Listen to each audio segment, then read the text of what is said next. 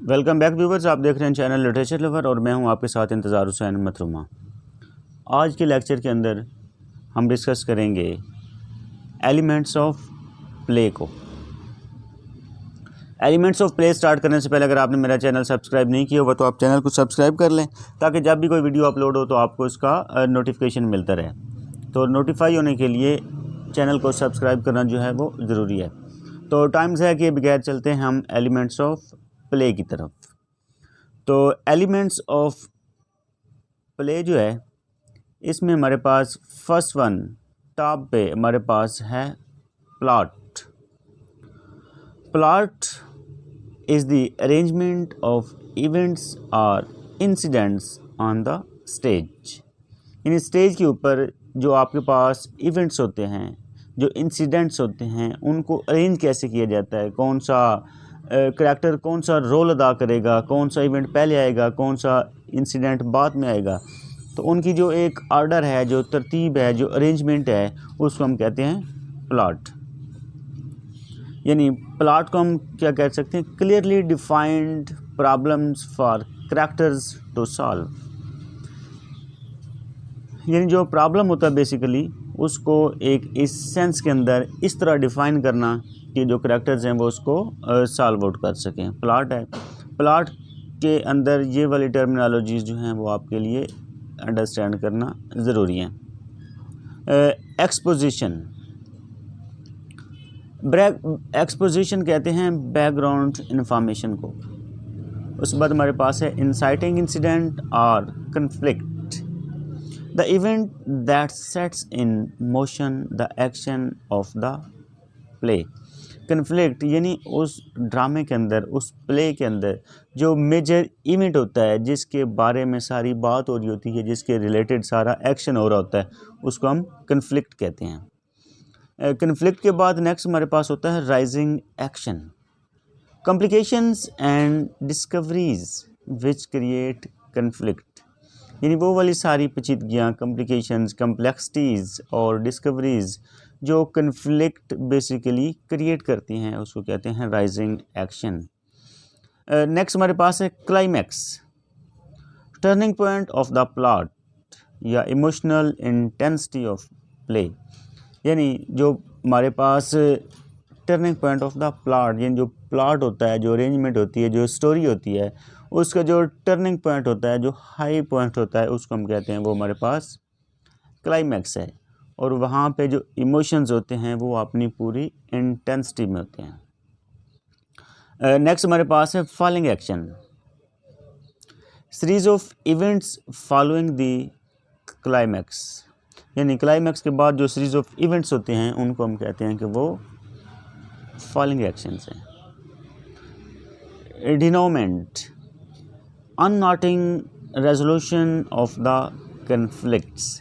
यानी जो basically conflicts होते हैं उस कन्फ्लिक्ट का सलूशन तलाश करना, उसका सलूशन को फाइंड आउट करना।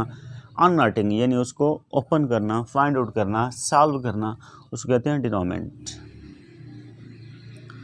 नेक्स्ट सेकंड नंबर पे हमारे पास प्लॉट के बाद जो नेक्स्ट चीज़ होती है वो होती है character, the agents of the plot. यानी प्लॉट के जो एजेंट्स होते हैं, मीन जो काम करते हैं, जो वो स्टोरी को आगे कन्वे करते हैं, प्रोसीड करते हैं, उसको करैक्टर्स कहते हैं। Characters provide the motivations, reasons for the events of the plot. Definitely जो करैक्टर्स हैं वही इवेंट्स को असल रंग देते हैं, उसके अंदर कलरिंग करते हैं। जब करैक्टर्स ही नहीं होंगे तो इवेंट्स की जो है कोई वैल्यू नहीं होगी। Vivid characters face and overcome obstacles that we can recognize। यानी डेफिनेटली जो करैक्टर्स हैं वही सारा का सारा जो प्ले होता है, जो एक्शन होता है, वो सारा का सारा उनके ही ज़िम्मे होता है। They provide the vehicle for conflict. Definitely अगर कन्फ्लिक्ट की कोई इंपॉर्टेंस नहीं होगी, कोई डिमांड नहीं होगी, वो कन्फ्लिक्ट क्रिएट ही नहीं होगा जब तक करैक्टर्स जो हैं वो नहीं होंगे। वो बेसिकली एक व्हीकल का रोल अदा करते हैं। उसके बाद करैक्टर्स को अगर हम देखें तो करैक्टर्स की जो हमारे पास फर्दर टाइप्स हैं उसको भी अंडरस्टैंड करना ज़रूरी है कि करैक्टर्स जो हैं वो कौन कौन से होते हैं। First one protagonist, main character. किसी भी प्ले का जो मेन करैक्टर होता है उसको प्रोटैगनिस्ट कहते हैं। एंटागनिस्ट, पर्सन, सिचुएशन और inner conflict in opposition to the main character's goals. जो मेन कैरेक्टर होता है उसकी अपोजिशन में, चाहे वो कोई शख्स होता है, कोई सिचुएशन होती है, या इनर कन्फ्लिक्ट होता है जो उसके गोल्स को अचीव करने में हर्डल पेश करता है, रुकावट लेकर आता है, उसको हम कहते हैं वो एंटागोनिस्ट है। नेक्स्ट हमारे पास है secondary characters. All other characters other than protagonist and antagonist, उनको सेकेंडरी कैरेक्टर कहते हैं। यानी हमारे पास प्रोटैगोनिस्ट और एंटागोनिस्ट, इन दोनों की जो है एक सेपरेट अपनी आइडेंटिटी होती है, दोनों का एक अपनी रिकग्निशन है, पहचान है, इम्पोर्टेंस है। इसके अलावा जो बाकी सारे कैरेक्टर्स होते हैं वो सेकेंडरी कैरेक्टर्स में आ जाते हैं। नेक्स्ट वन हमारे पास जो पॉइंट है प्लॉट और कैरेक्टर्स के बाद, वो है setting. When and where does it happen, यानी जो हमारी स्टोरी होती है, जो उसके इवेंट्स होते हैं, वो कब और कहाँ पे वकूफ़ पज़ीर हुए, इसको सेटिंग कहते हैं। Viewable elements, common sights and sounds to enhance time and place, sound effects and और music contribute to time and place.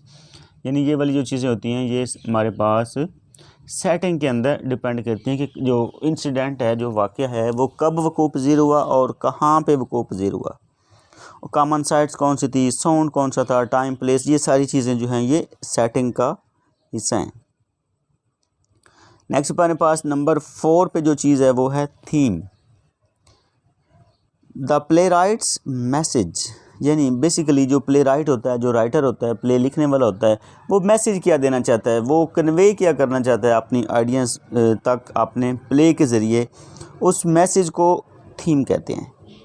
The theme is expressed through words and actions of the characters in a series of situations that make up the plot. यानी basically जो theme होता है वो express किया जाता है, वो कन्वे किया जाता है वर्ड्स के ज़रिए और समटाइम एक्शंस के ज़रिए, और वो जो वर्ड्स या एक्शंस हैं वो बेसिकली करैक्टर्स के होते हैं। Each situation take place in a setting, definitely कोई भी जो सिचुएशन है, कोई भी जो इंसिडेंट है, वो किसी न किसी सेटिंग में ही वकूफ़ पज़ीर होता है, उसकी कोई ना कोई सेटिंग जो है वो तो लाजमी होती है। नेक्स्ट हमारे पास नंबर 5 पे है language. Vivid characters facing and overcoming recognisable obstacles need to express themselves in heightened language. Dramatic dialogue consists of two parts, narrative and dramatic.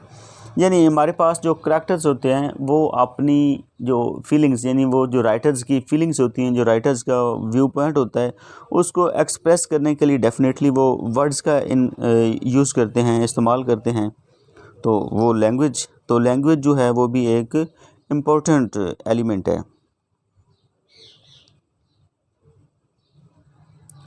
उसके बाद हमारे पास जो ड्रामेटिक डायलॉग्स होते हैं उनके 2 पार्ट्स होते हैं, नैरेटिव एंड ड्रामेटिक। नैरेटिव यानी एक प्रॉपर नरेशन की सूरत में एक नरेट किया जाता है, बताया जाता है, और ड्रामेटिक जो कि एक्शंस के ज़रिए ड्रामा करके या सिचुएशन क्रिएट की जाती है, जिससे आगे फर्दर जो है वो मैसेज कन्वे होता है। उसके बाद हमारे पास नंबर 6 पर है rhythm. The heart of the play, rhythm को हार्ट ऑफ द प्ले कहा जाता है। Plot, characters, language and spectacle all have their individual rhythm in time. यानी ये जो बाकी सारी चीज़ें हैं, जो बाकी सारे एलिमेंट्स हैं, इनका भी अपना एक रिदम होता है, यानी वो एक अपना स्पेसिफिक पर्टिकुलर टाइम पे वकूफ़ पज़ीर होते हैं। The combination of all these rhythms create the impelling force of the play leading to a final climax and denouement. Rhythm creates mood, यानी बेसिकली जो रिदम होता है वो एक मूड क्रिएट करता है कि वो पेसिमिस्टिक है, ऑप्टिमिस्टिक है, सैड है, हैप्पी है। तो रिदम ने बेसिकली जो ड्रामा होता है या प्ले होता है उसको एक कलरिंग देनी होती है, रंग देना होता है। नेक्स्ट हमारे पास जो कि नंबर लास्ट पॉइंट है हमारा, वो है spectacle. Everything that is seen और heard on the stage, actors, sets, costumes, lights and sound. कहता है कि एवरीथिंग, हर चीज़ जो कि आपको वहाँ पे स्टेज के ऊपर या आसपास नज़र आती है उसको स्पेक्टिकल कहते हैं। वो एक्टर्स भी हो सकते हैं, वो पूरा कोई क्राफ्ट्स हो सकते हैं, कस्ट्यूम्स हो सकते हैं, लाइट्स होती हैं, साउंड होती है, जो भी चीज़ आपको वहाँ पे नज़र आती है वो स्पेक्टिकल में शामिल है। कहते all plays have spectacle, some emphasize spectacle more than others, यानी कुछ प्लेस जो हैं वो स्पेक्टिकल के ऊपर ज़्यादा फोकस करते हैं। तो ये हमारा आज का शॉर्ट सा लेसन अपने अख्ताम को पहुंचा। मिलते हैं अगले लेसन में, तब तक अपना ख्याल रखिएगा। अल्लाह हाफ़िज़।